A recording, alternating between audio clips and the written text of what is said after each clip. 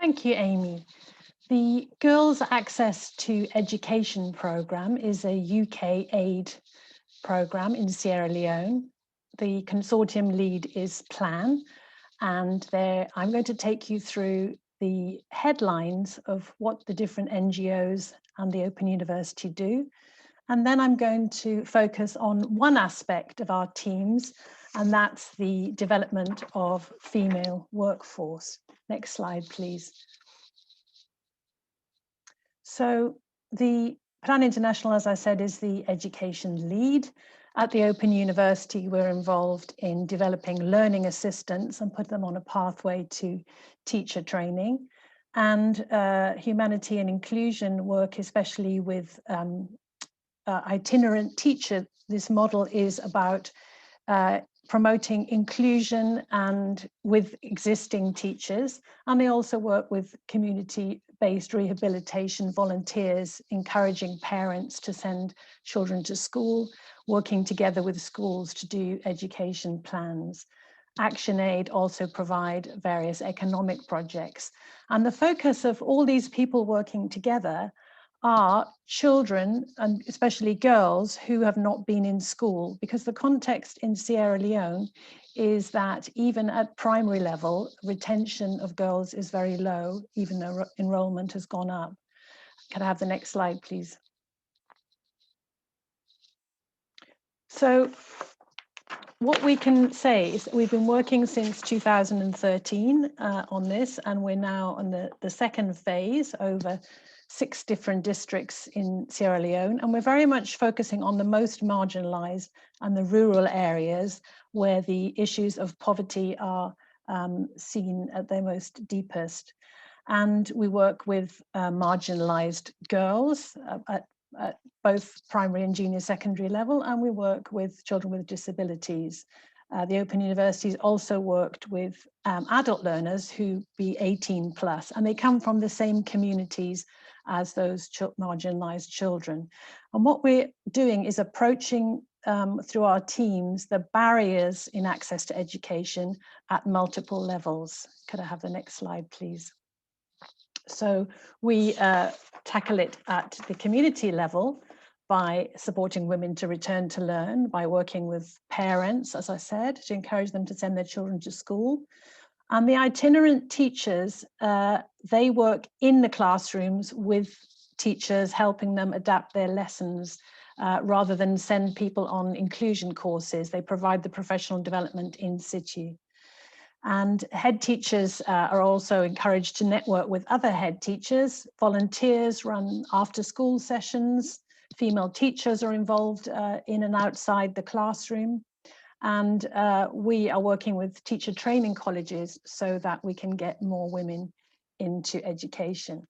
Let me tell you a little bit more now about, next slide please, about the female educations that we're improving. So imagine that you know a young child who's going to school, perhaps a bit nervous, and they don't see a female teacher at all in the whole system. That's perfectly possible with those low levels of female teachers who are not coming through the system. But by giving women support to become teachers, we take it right back to why those women might have dropped out. They might have dropped out when they became pregnant. 50% of our group are mothers.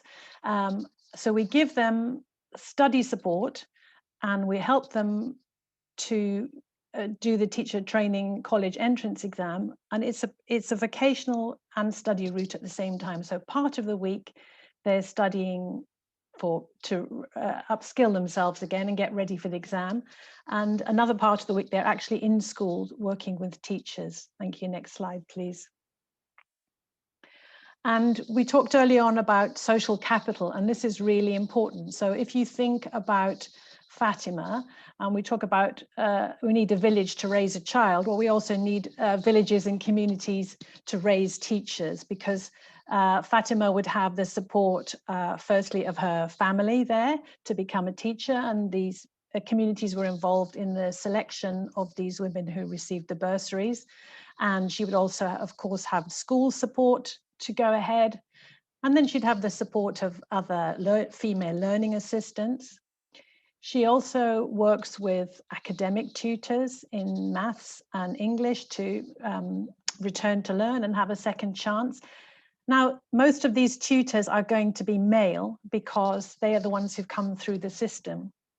So there's some work there in the Saturday study sessions and the learning camps to be flexible about the young women's needs and to keep encouraging them when they're under domestic pressure to keep up with this study and learn program. And there are also planned staff on the ground in that picture. Can I have the next slide, please? So why is this particularly successful? And I mean, it is an innovation in Sierra Leone. So to have somebody else in the classroom has worked very well because it has such a strong community element, as we've seen. And these women become champions for female education in their own community. They become role models, and we begin to see changes, which I'll talk about at school level. And the learning assistants have very practical training. They might take a small group, or they might do some personalized work, and they also have some materials to get them thinking about pedagogy and inclusion. And at the same time, as I said, they're improving their own study. So in that way, they're a role model. And it's really great to see that having this small bursary and being appointed to the role of learning assistants has given real recognition in this role as learning assistants return to study. Could you give me the next slide, please? Thank you. And especially it's been rewarding to see the changes in status of these women and a real pride from the community. And of course, they understand these invisible challenges that we heard about earlier. And head teachers are being very impressed with the way that they talk to pupils and the sort of caring tone that they can bring to school, and they may be known to the communities anyway.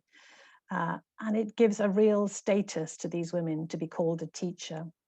And we see them growing in confidence. Next slide. So as they grow in confidence towards preparing for teacher training college, they also become advocates for their community.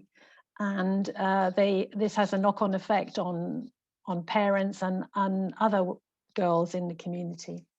So it's very much the impact for the women is very much on a personal transformation level. Next slide, please. So what have we learned from doing this project? Well, as I said, it is an innovation. It is a new model in Sierra Leone. We did do it previously in Malawi, and we know that where women are underrepresented, this is a good way in, and the model is well received, because it does start to address barriers from different angles.